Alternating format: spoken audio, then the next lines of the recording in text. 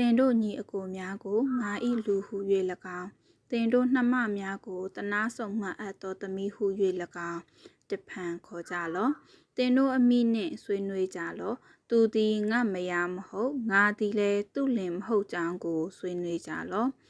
ပြည်တစားမျက်နာကိုပယ်၍မှားယွင်းခြင်းအမှုကိုရှောင်စေ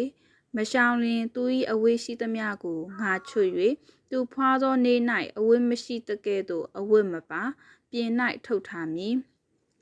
လွင်ပြင်ကဲ့သို့တုတ်တင်မည်သွေးချောက်သောမြေကဲ့သို့ဖြစ်စေလျက်ရေအငတ်ထား၍တေးစေမည်သူ၏သားသမီးတို့သည်သူမြောင်းမှထား၍ရသောသားသမီးဖြစ်သောကြောင့်သူတို့ကိုငါမတနာမစုံမတ်ဖဲနေမည်သူတို့အမိသည်ပြည်တစားဖြစ်၏သူတို့ကိုပရိသေရေယူသောသူသည်ရှက်ဖွယ်သောအမှုကိုပြုပြီးသူကလည်းငါမုတ်ငါရေငါတူမွေငါပိုက်ဆံငါစီငါတောက်သောအရေတို့ကိုပေးတတ်သော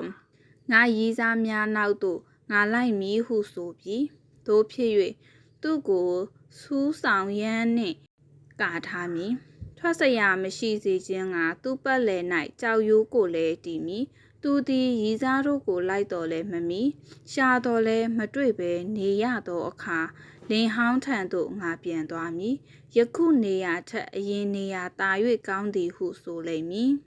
ဆန်စပါးစပြည့်ရည်စီတို့ကိုငါပေးသနာသည်ဟု၍၎င်းဘာလဖျားအားပူဇော်သောရွှေနှင့်ငွေကိုသူ၌ငါများပြားစေသည်ဟု၍၎င်းသူသည်မအောက်မေ့ပါတကားတို့ဖြစ်၍စပါးရိပ်ရာကာလ၌ငါစပါးကို၎င်းစပြည့်ရည်လောက်ကကာလ၌ငါစပြည့်ရည်ကို၎င်းသူ၏ကိုဖုံးလွှမ်းစေရာငါတိုးမွေးနှင့်ပိုက်ဆံကို၎င်းငါသိမ်းယူမည်ယခုပင်သူ၏ရီးစားများရှိ၌သူ့ဝိကိုငါလှစ်လှန်၍အဆက်ခွဲမည်ငါလက်မှအဘဲသူမျှသူ့ကိုမနှုတ်ရသူရှင်လန်းစရာအကြောင်းရှိသမျှနှင့်ပွဲခံခြင်းလာဇန်းနေ့ဥပုံနေ့ဆောင်ခြင်းပရိသတ်စည်းဝေးခြင်းအလုံးစုံတို့ကိုငါပြည့်စေမည်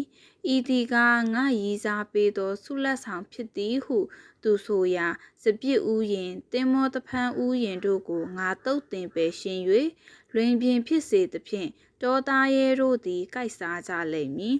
ဘာလဖျားတို့အားနန့်တာပေါင်းကိုမိရှို့၍နှာခေါင်းဆွဲနှင့်လေဆွဲတစားကိုဆင်လျက်ရီးစားများနောက်သို့လိုက်သဖြင့်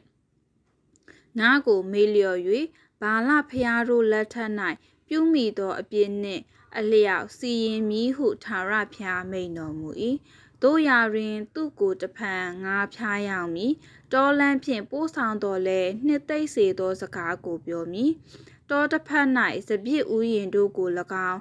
အာခေါ်ချိုင်း၌မျော်လင့်ရာတကားကို၎င်းအာခေါ်ချိုင်း၌မျော်လင့်ရာတကားကို၎င်းငါပေးမည်သူသည်အသက်ငယ်စဉ်ကာလအေဂုတုပြည်မှထွက်လာသောအခါတချင်းဆိုတကဲ့သို့တောတစ်ဖက်သို့ရောက်သောအခါတချင်းဆိုရလိမ့်မည်ထာဝရဘုရားမိန့်တော်မူသည်က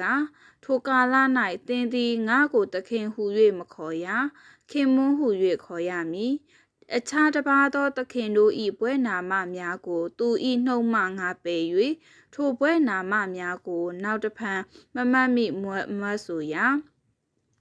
ထိုကာလ၌ငါသည်သူတို့အတွက်တောသားရဲမိုးကောင်းကင်ငှက်မြေပေါ်မှတွားတက်သောတရိษံများနှင့်မိတ္တဟာယဖွဲ့၍လေးဓာစစ်တိုက်လက်နက်တို့ကိုမြေပေါ်ကပယ်ရှားသဖြင့်သူတို့သည်စိုးရိမ်ခြင်းမရှိဘဲအိပ်ရကြလိမ့်မည်ငါသည်ကိုအဖို့တင့်ကိုအစဉ်အမြဲသိမ်းယူမည်ဖြောင်းမှတ်ခြင်းတရားသဖြင့်စီရင်ခြင်းချစ်သနာဆုံးမှတ်ခြင်းနှင့်အညီကိုအဖို့တင့်ကိုသိမ်းယူမည်သစ္စာဆောင်ခြင်းနှင့်အညီသိမ်းယူ၍သင်သည်ထာဝရဘုရားကိုသိရလိမ့်မည်ထာဝရဘုရားမိန့်တော်မူသည်ကထိုကာလ၌ငါသည်နားထောင်မည်မိုးကောင်းကင်စကားကိုနားထောင်၍သူသည်မြေကြီးစကားကိုနားထောင်မည်မြေကြီးသည်လည်းဆန်စပါးစပြည့်ရည်စီတို့၏စကားကိုနားထောင်၍သူတို့သည်လည်းရေစရေလစကားကိုနားထောင်ကြလိမ့်မည်ထိုအမျိုးသမီးကိုမျိုးစေ့ကဲ့သို့မြေ၌ကိုအဖို့ငါကျဲမည်မတနာမဆုံမအပ်သောသူတို့သမီးကိုငါတနာဆုံမမည်ငါ၏လူမဟုတ်သောသူကိုလည်း တင်သည်ငါဤလူဖြစ်သည်ဟုငါဆိုမည်သူကလည်းကိုရော်သည်အကျွန်ုပ်ဤဖျားသခင်ဖြစ်တော်မူသည်ဟုရှောက်လိမ့်မည်ဟုမိန်တော်မူ၏